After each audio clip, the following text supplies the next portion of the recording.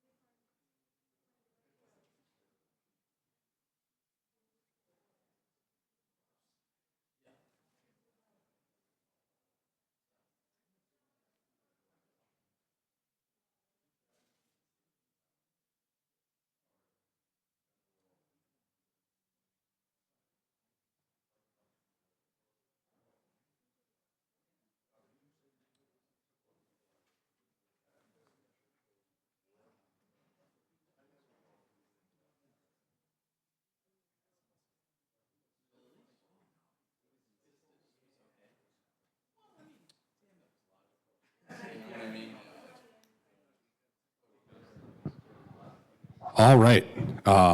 Welcome, everyone. Thanks so much for coming. Please go ahead and, I just want to say this before I forget, if you can turn off your cell phones, that would be great. But welcome to another in Newton for Everyone series of educational events. We're so grateful for all of you guys for coming out tonight, and to the 125 or so folks we have on the Zoom. In case you're not familiar with us here at Newton for Everyone, we are a pro-housing organization advocating for diverse housing opportunities for people of all ages, means, backgrounds, and abilities here in Newton. And so last time we spoke, heard about the development of subsidized affordable housing from Jason Korb. It was a great presentation. You can find the video for that on our website. It's on YouTube. I really recommend checking it out. And that subsidized affordable housing is great for the diversity, the socioeconomic and racial diversity of our city, but it comes at a cost. It has to be subsidized, usually by tax revenue in one way or another. And what we're going to talk about tonight is another great option to add affordable housing and other flexibility and diversity in terms of housing options in a way that has no cost to taxpayers. And that's accessory dwelling units, or ADUs. You also heard these referred to as granny flats or in-law units. They're something that are part of the housing stock. There might be one on your street. You might have one on your house that you maybe know is there. You might even not know it's there. But it's something that we're talking about because a new state law just took effect, expanding the scope of accessory dwelling units, or ADUs, which can be built by right in the state of Massachusetts. And Newton is currently, our city council is currently considering some matters that will bring us into compliance with that law. So we thought it was a good time to learn about this option for housing and understand both what the benefits are for homeowners and the communities that the ADUs are built in. And fortunately, We have the perfect guest with us here tonight to talk about this. Will Cohen is a senior planner at the City of Boston Planning Department, an expert on ADUs, and one of the authors of Boston's ADU guidebook. And he'll be discussing the benefits of ADUs for people who own and build and live in them, as well as for the communities that they're built in. He'll offer some guidance on how to plan, design, and build ADUs, and then we'll open up things to take up questions from the audience. So Will, please. Take it away.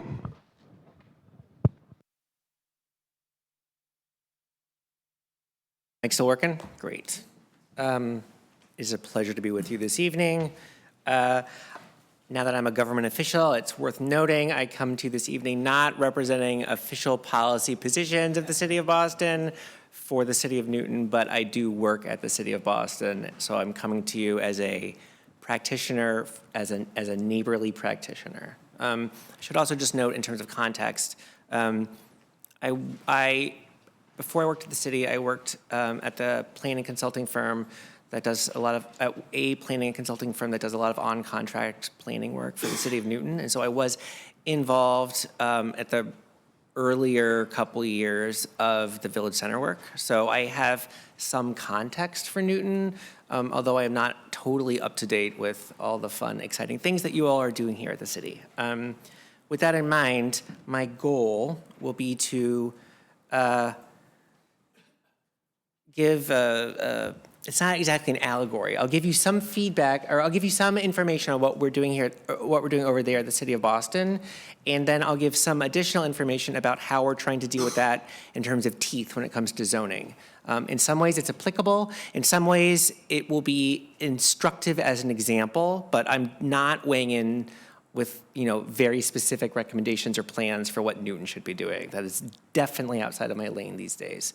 But I think there's a lot of things that are happening in Boston that the consequences of which are similar situations that Newton needs to think about too. And so that's how I want to frame this discussion this evening. On the point of the ADU law, the Affordable Homes Act, that's kicked this whole thing off, Boston is a little bit special. Well, Newton is special too. Boston is special from a zoning perspective because unlike every other municipality in the state, except for Boston, Boston derives its power to zone not through the State Zoning Act 40A, which is what applies to Newton and every other municipality. That's where MBTA communities derives its power. It's a requirement, Section 3A of that chapter. And then there's also the modifications requiring allowing ADUs. That was an amendment to 40A. And so Boston, unlike you guys, didn't and doesn't have to follow the rules of MBTA communities nor this ADU regulation. So if there's sort of the carrot and the stick, we're taking a different, this ADU work is the carrot, right? We still have to amend zoning to accommodate these things, but we've had the time over the last year or so to think about what we want that vision to be. And I think a lot of the form situations where ADUs make sense in Boston will have applicability here in Newton too, which is important for you all to think about. So that's the framing of this talk this evening. All right, so I just want to also, classic urban planner, I do not do this alone. There are many, many smart urban planners with whom I work at the City of Boston. I am but a cog in the greater machine. But since I'm the one here with you tonight, you can feel free to email me for further follow-up. My email address is will.cohen@boston.gov. I have a stack of City Hall business cards right here, but these hardworking employees, civil servants, are really doing the legwork as well. All right, so there's this book. It's called the ADU Guidebook. We spent about a year on it. We had consultants help us do it too, but a lot of hard work and thinking in City Hall happened as well. We actually printed it out. Well, I can't give you all copies because it costs like $10 a copy, and city budgets are not that high, but we have copies of it in every branch of the Boston Public Library. If anyone at the City of Newton wants to formally hook us up with someone in the Minuteman branches, I'm sure we would be able to give a copy or two to get wider circulation if that's so interested. But in the meantime, you can also find it online on the Boston Planning Department's website. We have an interactive, it's called an ArcGIS story map that provides most of the content. There's sections of the guidebook cut out into smaller PDFs that you can print out for little pieces, and then there's a big honking PDF of the whole thing itself. And the purpose of it is to, and there's a link to it, and the purpose of it is to provide information for homeowners in the city of Boston, but you can feel free to use it in Newton as well, to think about how an ADU can make sense on your property. And this is sort of the carrot versus the stick of the law, which now applies to every other municipality in the state, right? The rule is that in every other municipality, you have to allow ADUs on single-family lots that are detached, with certain restrictions around parking and size and that kind of a thing. So with that in mind, the reason why this is important is technically in some form ADUs are legal in Boston already. They have been for a number of years, but only under extremely restrictive conditions. Those rules are that it has to be entirely within your building with no changes to the exterior. And if that's true, you can build an ADU, a basement or an attic or something. It's really hard to build an ADU in a basement. Like, very few basements are fully structured so that they have 2 means of egress per building code that would be independent from a main thing. So usually you have to add a door or something. That's a bump out on your building. That means you don't follow the rules in zoning. So the number of ADUs that are technically being built through zoning are very, very low. But we know this is something we want to see. And so as we're thinking about zoning, as complex as Newton zoning is, Boston's may be more complicated, I would wager. It is a 4,000-page zoning code, which is long. It's much longer than any other city in the United States. And so our plan is to figure out what the kind of ADUs we want to allow are, so we can actually write zoning that matches that. That's our process. And to give information, not just for us as practitioners to think about the zoning or whatever, but actually to provide guidance to everyone else involved in this process. It's a funny sounding name. There's a lot of letters in, ADU is already an acronym or abbreviation, right? How do you make this make sense? Is it always over an attic? Can only grannies live in these flats? These are the questions we have, right? And so we want to provide clear information that you can give to a homeowner who doesn't know how to read a site plan, to a contractor that's never built this kind of a thing before, to advocates for building ADUs to know what the realm of possibility is here in New England, and sort of to meet all these different audiences, which is really different than writing zoning. This document, as we were working on it, was also, it's audience-centric, right? This is not a zoning document in and of itself. It is tailored to those audiences. And one of the things that we really had to hone as we talked about this was all the reasons to build an ADU, right? And this is right out of how we were presenting. Most of this content is what we presented to the planning board and at public meetings around the ADU guidebook and our zoning efforts. And many of these benefits accrue directly to a property owner who would want to build an ADU. Why would I want to build an ADU? There are so many reasons you would want to build an ADU. It can allow you or loved ones to age in place. It allows you to take care and provide housing to other family members. It lets you downsize. It lets you get some extra income rental income. It lets you let your ne'er-do-well second child who won't leave the basement. You can have a dignified basement, whatever it's going to be. And as we did this outreach, we got hundreds and hundreds and hundreds of comments. And we have an email address, adu@boston.gov. Anyone who wants to build an ADU can email. And I unfortunately am on that list along with everyone else in the city who's working on ADU. No, it's great. But we probably get 5 to 10 emails a day of people who just want to do this thing. And there's so many hurdles. And so this doesn't get rid of the hurdles, but it's a map to work through the hurdles. When I was preparing some of this presentation, Newton for Everyone said, that's great. I'm so glad that you, as a practitioner working in the system we live in, are explaining the benefits to property owners, but you're talking to a bunch of housing advocates outside of the city of Boston. Maybe you could try to expand your idea a little bit and think like a planner again. I mean, that's what I always do, but help us think like planners as to the benefits of ADUs more broadly to a community. These are the exact same things you can say to a homeowner, but spoken more generally, right? It's not just about being able to age in place. It is the ability to provide gentle density without teardowns. That's something with your neighbor. The person who's not necessarily aging in place can get behind. This is a way to add housing in a way that doesn't fully upend what a neighborhood looks like, right? It's not just about providing housing for your dad or mom because you want to have them live nearby, unlike perhaps the way me and my spouse want to be living with our parents, don't. But it's a way to allow people to stay in the city, right? Displacement is a real concern for many, many people. So this provides an ability, even in America, even in New England, to have multi-generational living happen, to make it viable, and to keep people where they are. This creates all different kinds of housing stock. A diversity of housing stock is a shared goal among many, many people, no matter what kind of housing you're living in. This is another way to think about housing affordability. It's not just that you can create things with lower rents. It allows property owners or people who are prospective property owners to be able to capture a plus, an income side in those calculations of what's affordable. So it makes living in Newton it makes owning property in Newton a little more viable if you can also potentially expect to be able to rent out part of it. Sort of a simple version of being a landlord, even if you're not going to own a big multifamily, right? It provides an option for students to continue to live in the city, right? There's a lot of students in the greater Boston area. They're not concentrated in Newton relative to many other municipalities across this region, right? And broadly speaking, this is catnip to a planner. This allows you to continue to meet the needs of changing demographic trends. What do I mean by that? This is like the structural question of the 20th century going into the 21st century. The housing stock built in Newton, in Boston, in every municipality in America post-World War II served the needs of the people living in those houses as they were built. And back when everyone had 2.5 kids and a dog, houses met those needs. But the average household size in many cases is less than one in most of the greater Boston area.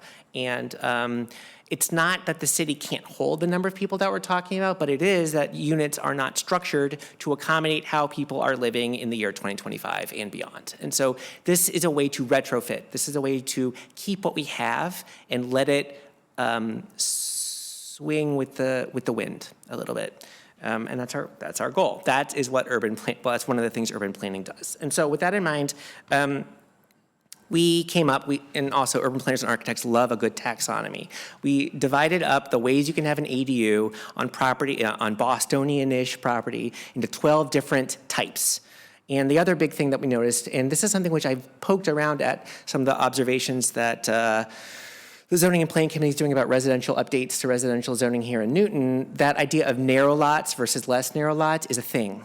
And in many cases, that issue drove how we thought about ADUs here in Boston as well. And so, you can have lots that might be 20 feet wide, 50 feet wide, 60 feet and up. And how the width of a lot changes determines what is architecturally possible on these different kinds of lots. And so we also love puns as planners, right? We had choose your own ADU venture. By the way, if you're driving on the Pike or driving through downtown Boston, you may see billboards for this, like about building an ADU. This is the city of Boston trying to advertise this as we go. So you might see it over TD Garden, maybe not this chart, but an image. And so the idea is, depending on if you're on a small, medium, or large lot, what do you want? What do you want? Do you want a studio or a one bedroom or two? Then you have, of the 12, a certain number of these might work out for you.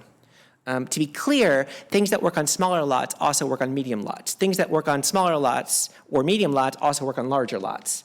But some only work on the larger ones. This is really critical for you all too.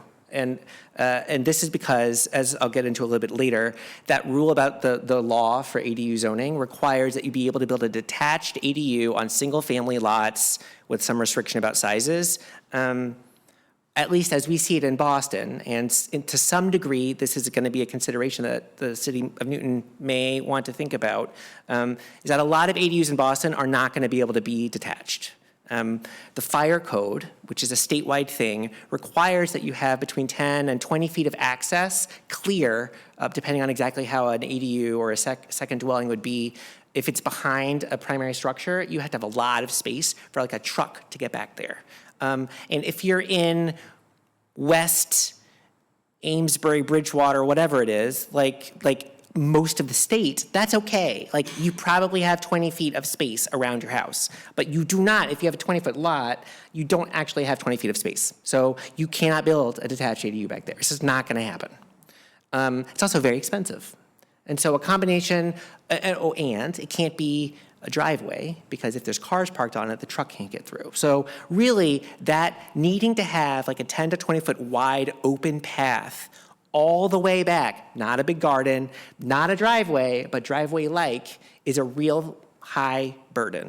And so in some ways, we're okay with the idea that the law about the ADUs doesn't apply to Boston because that ADU production is actually probably fairly low based on the way lots are sized. Again, Newton is a suburb of Boston, but your lots are not all uniformly ginormous with like 4 or 5 acre zoning or something. And so to some degree, this may be a consideration you all want to think about. The good news is it's also cheaper. The smaller interventions are less work, less construction. That actually makes it more affordable. And so it's sort of a win-win in some ways. And so thinking about ways to have incremental modifications to existing buildings, separate from what the statewide Affordable Homes Act is saying the law should be, we're really excited about that as we're rethinking about zoning. The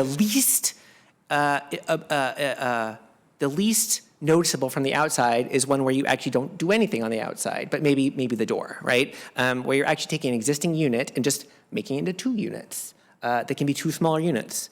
Maybe they're on 1 floor, maybe you're doing things between the basement or the attic. And so what we have, and this is where I think this is still very useful for you all, is we hired a bunch of architects and we took a lot of zoning planners and formerly architects who now work at the city of Boston to draw, represent visually a large number of, a lot of information that is architecturally sound, but is not a specific architectural plan, but is clear enough that you can give it to an architect or a contractor to get some flavor for what you want, and you can feel confident that this is in the realm of reasonable. This will meet building code. This is the kind of thing that were zoning to be updated reasonably would likely be allowed under a reasonable updated zoning code, right? So we have like a picture of how it looks from the outside. It's a triple decker. You can't see any changes. You can see, oh yeah, I get the idea. There's some red here. This is where the new ADU would be. And then we lay out, here's a common triple decker-ish looking thing that's very common to Boston. Here's how the rooms often get laid out. And were you to want to split it into an ADU,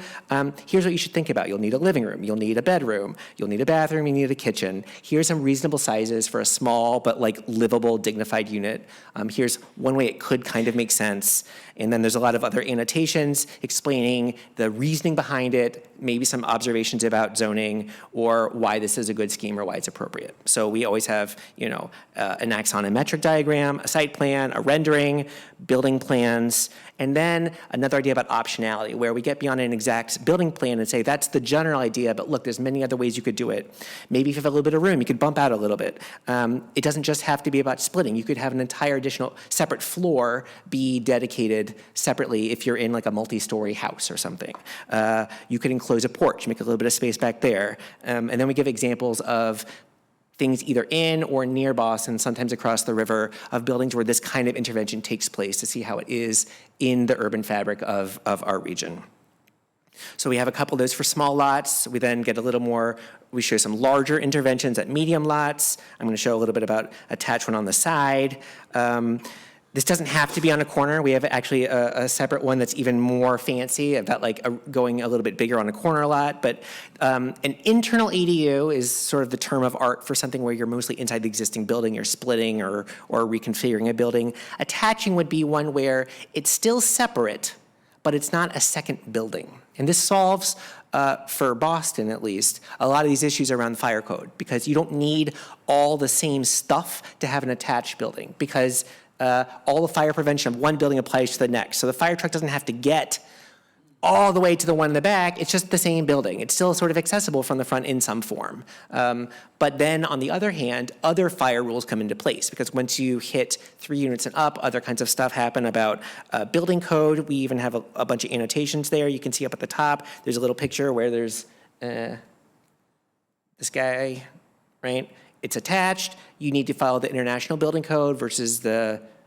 I don't remember what they stand for, the IBC versus the IRC. Some information about how egress can work, is going to be accessible or not. Relative cost of intervention, there's sort of the number of hammers. And then what do you got to do with fire prevention? Is it require sprinklering? In this case, you can probably get away, depending, with having just sprinklers in the ADU. In other situations, you have to sprinkler the whole building. And so we tried to give some guidance there. These are major cost drivers that determine a lot about what is or isn't possible. So that's another thing, right? At the very top of each scheme, we give sort of the order of of magnitude of what you're talking about. We have a narrative around it. You can even see here, it says at the very beginning there, if you have 20 feet or more in one of your house's side yards, an ADU can be added next to your home. So in this case, you're not having to make the space for the fire truck, you just need the space for the ADU itself, which may apply in a lot of cases. Then it's a more okay. You can figure out your exact circulation, but you still have room for planting in your little yard and everything else that you want to have. And you can see it's tucked away. It's still visible, but it's there, right? And so it's a little bit larger. We highlighted it in purple in case you're missing the point. This is, in many ways, the idea of gentle density. It's there. It's not screaming at you. This is the vision of an ADU, but it's not detached. Right? And so the state law does not require that this kind of zoning be updated in any municipality across the state, but it could be a good idea if you think about it. We also had the architects think through reasonable schemes. Again, this isn't going to be directly perfect for one exact site plan. An architect will tell you that every building is special and you can't just like copy and paste these things, and that's true. But largely speaking, look, you can line it up so it's efficiently done. It doesn't have to be huge. You can make it fit, right? You can always make something fit. That is one of the main takeaways. Really, pretty much any kind of building could be reconfigured to add a unit. It just might be somewhere on the spectrum of 1 to 12 schemes. Which is an important lesson as we think about adding housing in a gentle way to our cities. We have some renderings for ways it could make sense. Some of the benefits, for example, like an open kitchen isn't just cool in the 2025 way to build things, but it actually does allow for space efficiency. It lets you split dining space versus cooking space, considerations that a non-architect might want to think about as they're doing their initial thinking. We jokingly call this a mood board backed by architectural expertise.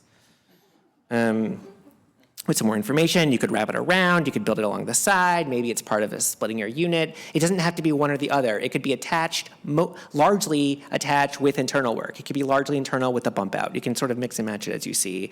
And we can also, as you can see, all of a sudden we're branching out into West Roxbury, Roslindale, parts of JP, parts of the city of Boston that are perhaps more Newtonian, where you can imagine these interventions lining up very, very well in the urban fabric of y'all's neighborhoods.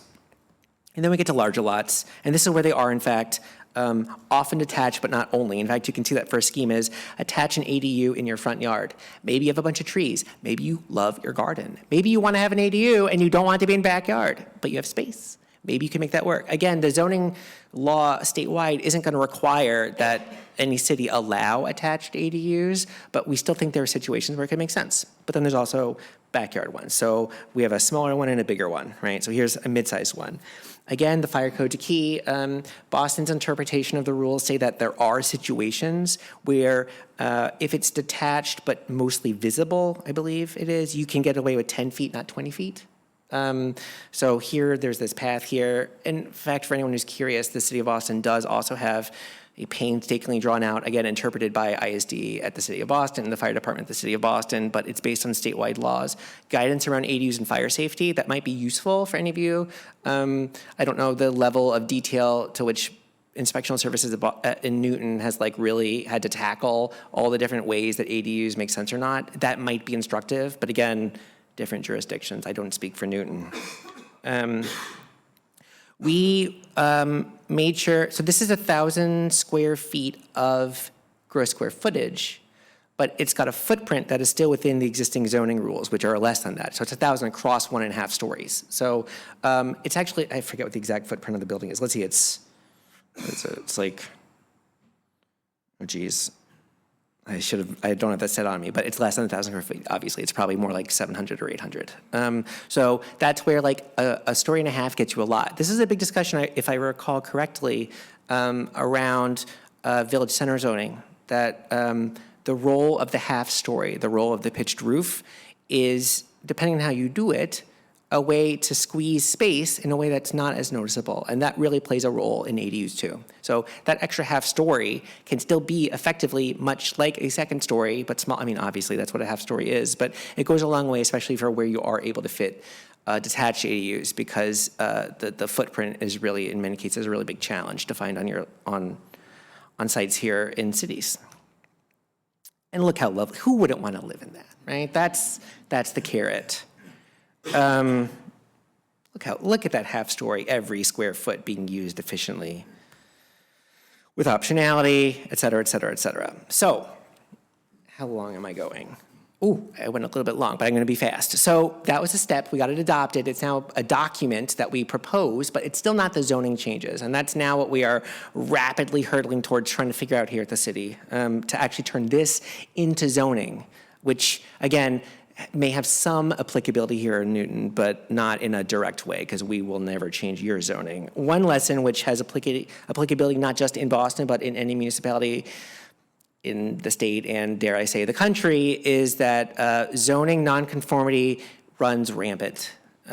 We finally did the math. Everyone always knew the Boston zoning doesn't line up with what's actually there, but we finally checked. We only checked 4 things. We checked lot size, floor area ratio, and because we have to be different, what everyone else calls a setback, we call a yard, and in unit count. And if you follow those 4 things, just those alone, don't even count parking, which is really saying something. 99, we rounded down. 99.7% of residential lots fail one of those 4 rules. So it looks like a yellow map of Boston with tiny dots of blue. It really is a yellow, none of it conforms. And I bet if you added in the other rules, we would easily hit 100% many times over. If it feels like everything in Boston needs a variance, it's because it does. That is the lesson, right? And so any path to by writing something isn't going to work if we're talking, and this is why we have to, right. There is a path with the ADU law that if you're talking about detached things, you could say, sure. Don't worry about conformity when it comes to a detached ADU. Just allow the detached ADU and sort of let whatever nonsense is happening on the primary structure remain, grandfathered in, non-conforming, whatever that is. However, as I hope I kind of convinced you through my rambling, we are moderately convinced here at the city of Boston that detached ADUs play a role, but perhaps not the role in the ADU production in Boston, to actually allow for attached or internal with modifications ADUs. We have to tackle zoning on the primary structure. There's no easy way to say the zoning doesn't apply if it's an ADU, because in the end, what is an ADU? What's the difference between a renovation of your property that allows some more space and lets your mother-in-law live there versus calling it an ADU? What if you don't want to have renting it out? What if you just want to have the space be there for her, even if you don't have like separated means of egress and a separate unit structure, who's he what's it? And so that gets complicated very, very fast. And so that led us to realize that there I am smiling, talking to homeowners about how hard it's going to be for them. The problem to oversimplify the zoning is that if you have a building, look at this triple-decker in Brighton, classic, right? I'm sure you drive by these things on the Pike all the time. Our zoning usually says it has to be shorter than the existing building, smaller than the existing building, and in a different place than the existing building. That's what the zoning says. So you fail to follow setbacks, you fail to follow height, unit count, what have you. Our goal is to change zoning that's a little more wishy-washy, but still specific. It needs to wiggle with the existing building to deal with the fact that the vast majority of buildings were not built post-1967 when Boston's most recent zoning code went into effect, right? None of them had to follow zoning in 1920 when they were built, and they don't, so they don't. So we want zoning that can line up with that. There's a couple things that we have, and we want to update the zoning so that there's enough room for those ADUs to happen. Not always attached, not always in the backyard, but smaller renovations that are in line with the kinds of changes that we see people wanting to do all the time. So this is actually both and. It's about ADUs. It's also about small-scale renovations that cost extra many, many months in time and many, many thousands of dollars through the variance process in the city of Boston. So we're trying to tackle both of those, but really ADUs catalyzed it. Which isn't to say variances wouldn't happen. In fact, variances would just instead be what they're supposed to be for, which is wildly different things from what zoning says, or dramatically different things, or situations where there really is a hardship.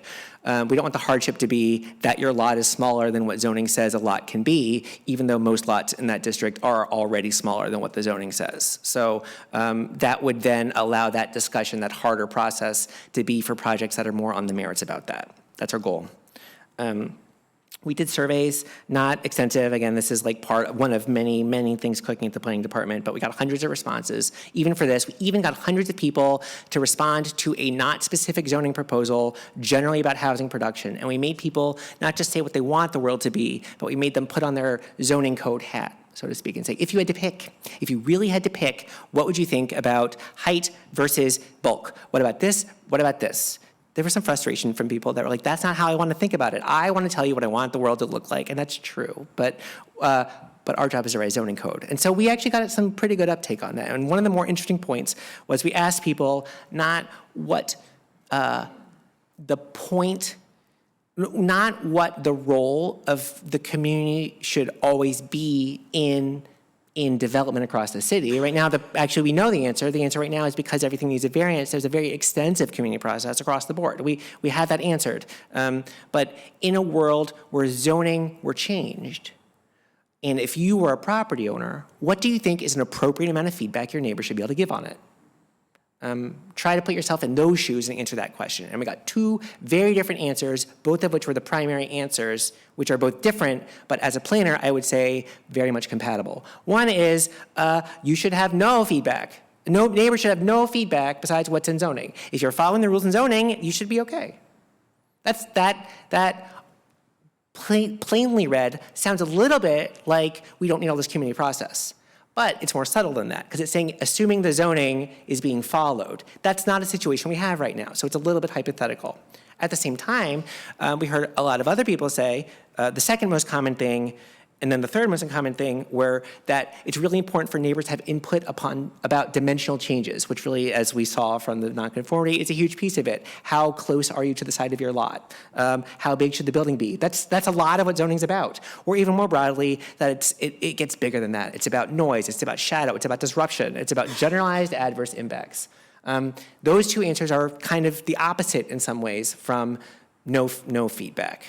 But after thinking a little bit about it, because that's what we do as government officials, we think a lot, you could argue, and I would argue, that those are actually very similar answers, assuming a state that is not the one we live in right now. Not state like Massachusetts, like a state of zoning that's not the one that we live in right now, right?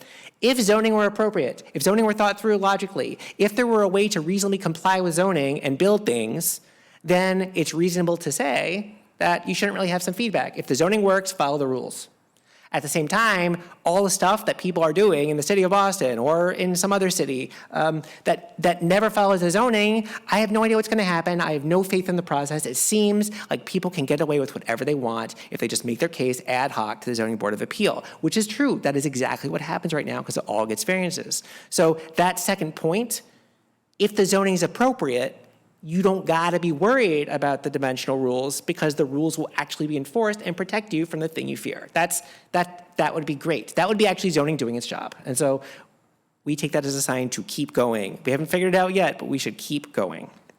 So what we're doing right now is we're starting in the areas with large lots, areas where there's not this big mix of businesses, residential mixing up with industrial and commercial and everything else. We're sort of taking it easy. Places where there's already a little bit more wiggle room on the lots themselves. The most Newtonian parts of Boston, if you will. We're hard at work trying to write new residential zones that will allow for the flexibility we're talking about, allow for incremental changes, but still not be something where wholesale redevelopment of a neighborhood is possible. That would be a worst case scenario for people who move to Boston or those parts of Boston to be in those neighborhoods. I suspect some version of this discussion could be replicated with zoning changes in the city of Newton. So it's about dimension. Well, whatever. They can post the slides. I don't want to talk too much. But basically, it's about the flexibility. Side yard's a big one, where the rules are, that there's a balance to be served between allowing space for new development to happen, but also preserving the space from other properties. That is a critical balance to be struck. Doing it too much either way either allows for no change or is really hard to get behind if you're a property owner who's worried about your neighbors. One thing we are thinking about at the City of Boston is cumulative side yard. That it's not so much about the left or the right side, it's that you just gotta have some space. Maybe your building doesn't have to be right in the middle. Give it a little bit of flexibility. Have the space be required, but don't be so onerous in requiring 10 feet on both sides or whatever the rule might be. There's different parts of the city with different fabric. Lot coverage rules are not the same everywhere. We want to find a way to be systematic, but not overly prescriptive. We don't want to recreate the thing which isn't working well. If we have 900 bajillion zoning districts, we want to make fewer than that in the new zoning code. Some ideas we have are to use the actual sizes of lots themselves as the trigger that would sort of have multiple rules within a zoning district, so that we're not drawing a million little districts. Parking is complicated. While parking is important to a lot of people for zoning, you can see the tale of someone who conforms with the parking required in Boston versus someone who never actually built the parking required many years after the property was built in the first place. And I think everyone can agree usually that having parking requirements force everyone to pave their yards, especially if it's just to build a darn ADU, is probably not an ideal outcome. So we need a solution there. The role of design review versus having things be by right is a hotly debated topic that we are thinking hard about, as well as other typologies that may not be in Boston all the time, but could be appropriate. What about lots that are bigger? What about lots that aren't just a classic single-family house, where it's 3 times the size of an existing property, but like more units would be reasonable there? But if we're going to enter this world where by right is the path, what do we need to think about so by right leads to good outcomes? That is exactly what I know you all were thinking about through MBD community zoning, and I suspect that's in your residential work as well.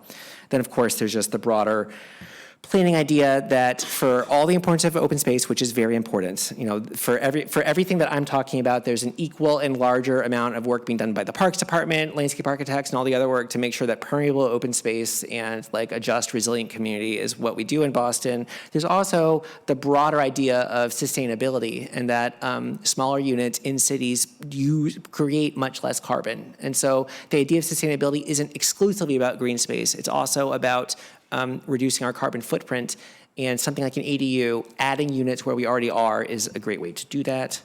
The last thing, which we can talk about in the Q&A if you want, is then, fine, so let's say we change all these things. What about, the home daycares? What about people working from home? Not just your office space, but actual businesses, where you're not with a retail component, but you're providing services. Like it could be, like a therapist working out of their house or something. How do we have that be allowable in zoning and regulate in a way where those things get to be by right and regulated, but still make sure that there's a residentialness to it all? We're thinking through that too. And we've been very happy to use as much guidance as we can from other people who aren't just in New England. Houston has been a very successful example. If you're worried about the sky falling, the sky did not fall in Houston, right? That's the lesson of ADUs there. Portland, Oregon, this fear about owner occupancy requirements disallowed in the statewide law. Whether or not the requirement's there, it's usually homeowners who do the thing. The fear of sort of developers using this as a way in has largely not borne out there. The idea of more housing leading to rents going up. Minneapolis is a classic example of where liberalized zoning about housing production actually causes rent to go down, despite the case in every other city or region, Boston and Newton being notable counterexamples to Minneapolis. And then just we in Boston, we like to say we're the best at everything, but yet the laws don't apply to us and we haven't done any of it. And so that might help us achieve these goals as we work on it. And even if the law doesn't apply to us, you all implementing ADU zoning hopefully is a rising tide that lifts all boats and actually makes this new kind of typology more doable, more reasonable, and more viable for homeowners struggling to figure out what on earth all this stuff is. And with that, I will stop talking. I'll leave up as my last slide. Newton for Everyone asked me to put this up. This is a QR code, which they will talk about, but is about the work you're doing here in the city of Newton to sort of take this step even further. Great. Well, thanks so much. That was great. So we're going to open things up to some questions. Make sure you ask a question. Last time, some people didn't ask questions. I really want you to ask a question. No comments. And please keep your question to under 30 seconds. If you can't do that, I will help you. And so, yeah, we'll go and we'll intersperse some questions from the Zoom as well. But I see Susan, we'll start over there. Just wanted to say that I think because Newton is subject to Chapter 40A, I think we were actually in a good place because we were forced to follow the state regulations which vastly liberated our ADU rules. So I want to be sure that Newton for Everyone, by the end of March, we will have new rules. And I hope that you can distribute them to the people who are here for this meeting, because in many ways, we're a little bit ahead of you, as You're we way say. ahead of us. Yeah. And the other thing I wanted to say is that you made a comment early on that an internal ADU can't be attached, but in fact, our land use committee just approved one where the home is having an addition put on, and the addition will be the ADU, and that's considered an internal ADU. Yes, you're right. I'm sorry. Keep that I in misspoke. mind as Yes. you make your plans. And we hope, Luke, I hope that you will distribute our rules to these people. Thank you.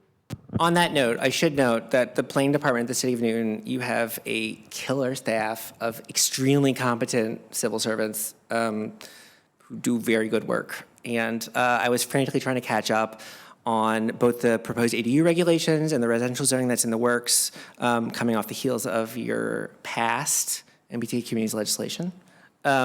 You should follow all those things. You are hard at work chewing on it. And so I definitely, I think actually you all may have had ADU rules, sort of an internal version of it, or those kinds of conversions. If I recall correctly, that was even in place years ago when I was working on Village Center. So in many ways, you are very much ahead of Boston. So I want to just note that some of what I get stuck in is very much a different city. We're going to let Councilor Albright be the one non-question comment. Everyone else has to ask a question. Hi. I'm going to ask this in relation to Boston, which you know, and I'll have to look and see what Newton says. But how is an internal ADU conversion different from converting to a single-family home to a two-family home?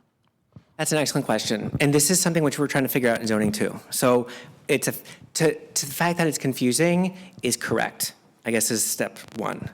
For the purposes of Boston, it's a couple things. It's the existing rules that says if you're doing it entirely internally, you don't got to follow the zoning if it's an ADU. So basically, all that nonconformity, you are freed from all those problems when it's an ADU if you meet those rules. So there's a benefit you get by calling it ADU. There's also currently a rule also in Boston that says you have to be owner-occupied if it's an ADU. So you get a benefit, but then also that means that you have to live in it. In the building itself. So people who want to build an additional unit but are not going to be owner occupants do not apply to build ADUs in the city of Boston right now. They file for a change of use to make it be a two-family or something like that. The other big piece would be the degree to which ADUs are an additional above and beyond what the zoning says. So if the zoning is single-family, the ADU would be another one. If the zoning is two-family, you may not, in a situation like that, a property owner may not need to be thinking about an ADU at all. They would just go from a single family to a two family. And so it kind of depends on what you have. And so in Mattapan, which is the one neighborhood that has been rezoned to allow ADUs by right, I should have said that. It's not true anywhere except for Mattapan right now in Boston. That went into effect last year. The ADU is the +1 above and beyond what zoning says is the base zoning. And in those situations, the last piece is that's what makes it accessory. It's a unit that is smaller than, accessory to, the primary, whatever that is. And so the statewide law says this law has to be allowed, it has to happen in single family districts. So there can now be a second unit, which is smaller than or up to a certain size, the existing unit, it's a second one. But if you're in a two-family district, just make it a two-family. We have a few questions from the folks online, who, by the way, were also laughing at your jokes, so excellent. We have a few questions from the folks online about financing, who pays for these. One question is, I think you started to answer this, are investor-owned properties eligible for ADUs? And if not, should that change? So the statewide rules say, so under the single-family requirement one, that owner occupancy is, 40A now is modified to say that owner occupancy is disallowed as a potential requirement, meaning that a city can't say that an ADU has to be owner occupied. So it could be an investor-driven property. However, as evidenced by that Houston example and also New Hampshire, Vermont, places where they've been permitted. This is not the easiest way for an investor to make a buck. Like haggling over an additional small little unit in someone's backyard is like the most complicated way imaginable to try to build a unit of housing if you're not a property owner. And so it's true that it could be possible, but we don't expect that that's really going to be the driving force of ADU development. Now, the separate issue about financing is a different one, which is that it's still a unit of, it's like building a house. It just happens to be a smaller one. Like building an ADU is a major thing. It's on the order likely of hundreds of thousands of dollars. That's part of why this guidebook, like the majority of the schemes, are not separate detached structures. As cute as a tiny house is, it's a very expensive way to build a unit. And so in many cases, a smaller, more incremental change to a property is a lot cheaper. The catch, though, is that depending on the rules and zoning, you pay one way or you pay another way. Either it's a cheaper kind of intervention on your building, but you're going to pay through the regulatory process, versus a detached one that maybe is easier to get through but is still expensive to build. The last piece there is just that that's an important note for property owners, that this is never going to be like the equivalent of a bathroom redo. Like even a bathroom, like we just redid our bathroom in our single family house in the city of Boston, and even that, where it was an existing bathroom getting redone, plus tiling the other one, like that was on the order of $50,000. Like you're not building a house for $50,000. And so that's really, really important for property owners to be aware of, that this requires a commitment and it's complicated and you probably need an architect. And so, the city of Boston has some grants, some assistance. I'm sure Newton's like working on it, but or maybe has it, I shouldn't speak out of turn. But in many cases, this is where the ability to think about rental income as a way to finance, like some way of acquiring financing to do this is going to be a complicated piece for a property owner. And that's part of why you got to get a sense of how big your operation is going to be so you know what you're looking at before you get too deep. Hi. What do you see as controls for the problem of short-term rentals and the use of ADUs? So the city of Boston's official answer to that would be that short-term rentals are disallowed in ADUs right now in the zoning code of Boston.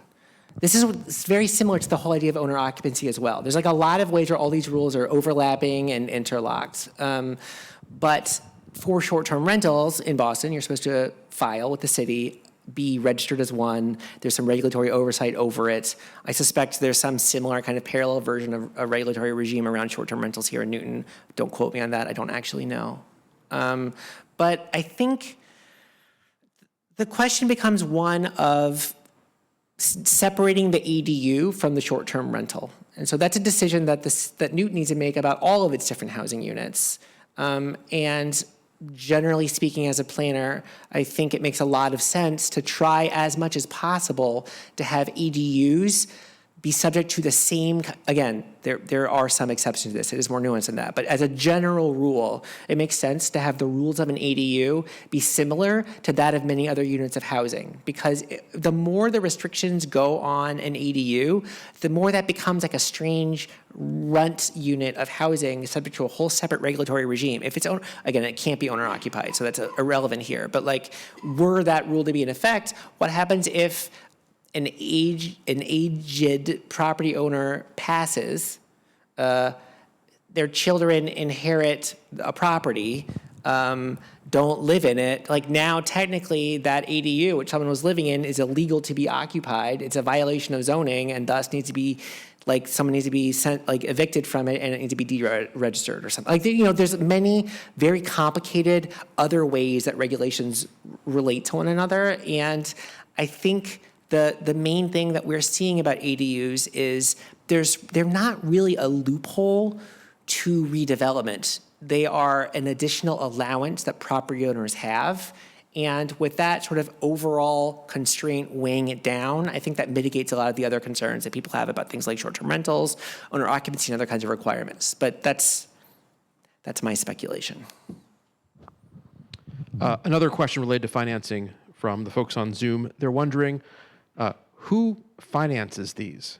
Like, can you get a mortgage for this? Is it your local banker? Is it somebody else? How do you kind of do that concrete bit? That's between, well, okay, so the snarky answer is that's between you and your higher power. But more broadly speaking, yes, absolutely. Like, it's like a really big renovation. So a really commonly used tool for this kind of situation is a home equity line of credit, right? You've got some, presumably for your homeowner, you have some amount of equity, some assetness in your house. And in the same spirit that a home equity line of credit is how people can renovate their house, you use your house to update your house. And so the question is whether or not that amount of equity is available to a homeowner. And if not, then it gets a little bit more complicated. But that challenge of how to pay for it is the challenge. You can hire an architect to design whatever you want, but in the end, you need to be able to afford it. And so, again, just speaking to the kinds of interventions we're seeing in Boston and the kinds of ADU-like things that are actually making it through the variance process, they're usually more modest. Like, there aren't a lot of large, tiny homes being proposed despite needing a variance. It's usually attics, basements, and small bump outs to make new units, because when it comes down to it, that's already a major, major expense.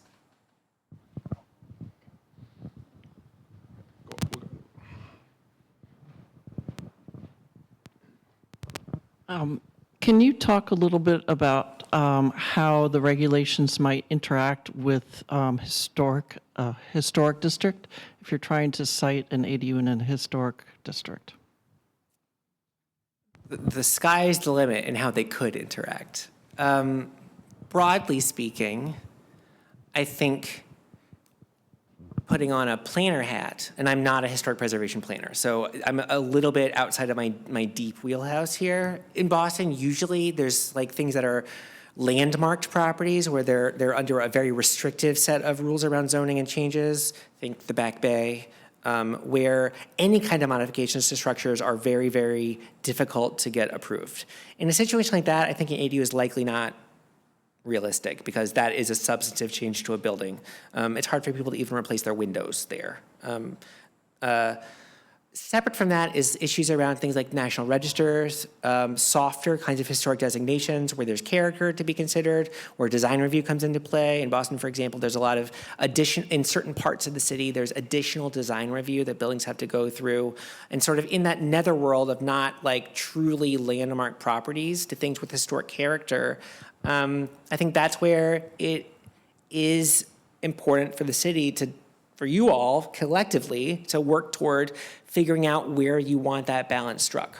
An argument in favor of allowing things like ADUs is it makes it a lot easier to keep the things that are there and adapt them to the future versus let a building sort of not be able to be invested in, maintained, and kept, and then eventually have a better case for tearing it down. An argument in favor of not doing this is that the way it is the historicness. And so, there's an inherent tension in that conversation. Thank you. In my experience in Newton, one of the major reasons for the ADUs is intergenerational living. And I just wanted to see is that true in Boston and the rest? Absolutely. Overwhelmingly, much of what we hear from people is people who just want to take care of their family. Again, this is not a way to get rich. This is a huge investment. It's very complicated. It takes a lot of blood, sweat, and tears, especially given the existence of Boston's crazy zoning code. And so anyone who wants to build an ADU right now is doing it because they have something they want to achieve that isn't exclusively profit-driven. And one thing that's been very important to us as we work through this is to really try to uplift those stories so that it doesn't just, so to help provide a balance to a narrative that can form, which is that this is a way of encouraging developers to get rich. I have one more very practical question, which is, how does somebody find builders, architects, people who specialize in this kind of work?